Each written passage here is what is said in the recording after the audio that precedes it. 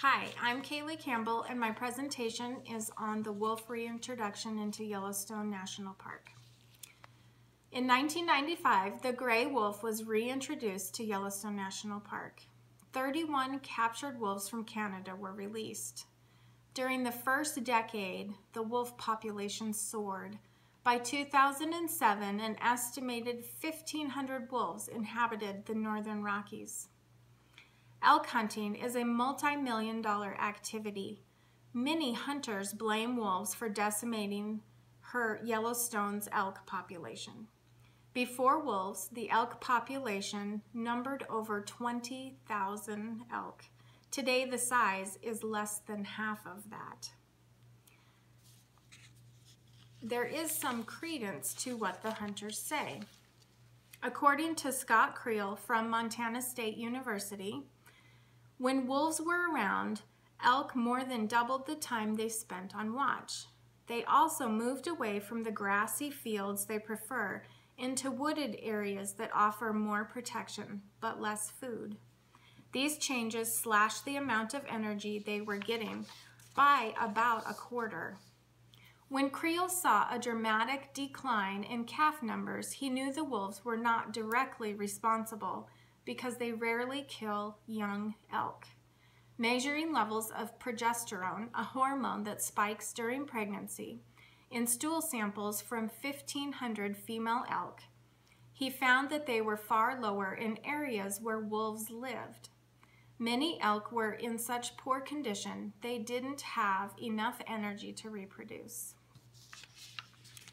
Ranchers feel that wolves threaten their livelihood. According to the U.S. Department of Agriculture, out of 104 million cattle raised in 2005, wolves killed only 4,400. By contrast, 648,000 died from digestive problems and 22,000 died from domestic dog attacks.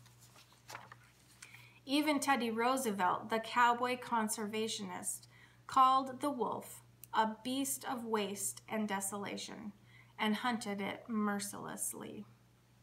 There are some positive things about the reintroduction of wolves into the Yellowstone ecosystem.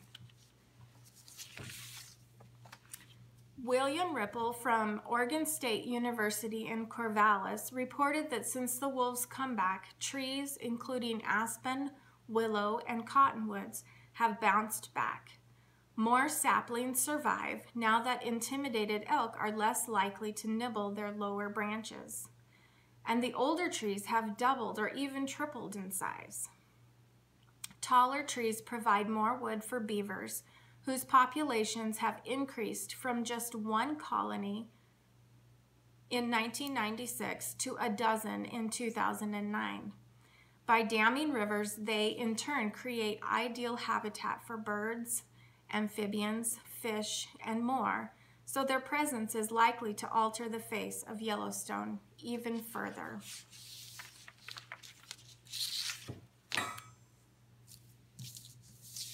Populations of antelope have increased by 50% in the Yellowstone ecosystem.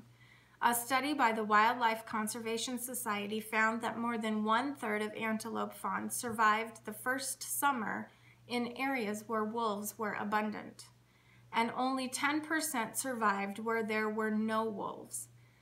They state the reason being that wolves force out and sometimes kill coyotes, which prey far more voraciously than wolves on pronghorn fawns. Millions of tourists visit Yellowstone every summer to see grizzly, elk, and bison, but only the wolves have developed a cult following. Like sports fans, groupies can recite the stats, ages, and histories of favorite wolves. The faithful travel from all over the world and gather in chat rooms to relay the thrill of seeing a pack take down an elk. Experts estimate that wolf tourism generates tens of millions of dollars.